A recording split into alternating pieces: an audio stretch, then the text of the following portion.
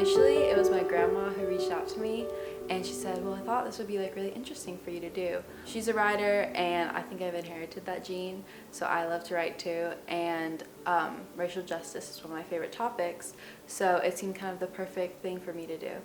For the future, I hope that all racism and discrimination is eliminated, and that's kind of big picture. That's like the main goal, and I think why we all march and why we all fight.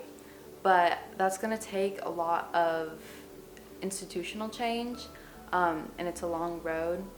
I think the more that we work and the more that we fight, we will get there eventually. I think young people can and are the leaders of this. A lot of the time, young people are looked down upon or ignored in fights like these, but recently we've kind of been at the forefront of it, being those voices to say that this isn't right, this is not what we stand for. And I think a lot of that is due to the global world that we live in and how, as young people, we have access to all of that. And so we have the room to make our own decisions in our own minds. If I had to share one takeaway, call to action, I would say that it would be no matter who you are, no matter what race, what orientation, what background, that you should fight for this. This is not a singular person's fight. This is not a black person's fight. This is not a white person's fight. This is a fight for humanity. So I chose Black Resilience Fund. And so I was so excited that I got to donate $1,000 to a nonprofit. So I wanted to do something local, something that I could see the direct impact of.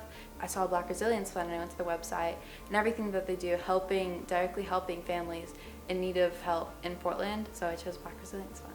So the first protest was the Women's March, and I think that was right after the 2016 election. That was kind of when I shaped my own views, and I think a lot of that had to do with how open my parents were about discussion, that going to the Women's March would mean something to me, would mean that I was doing my part to change those injustices.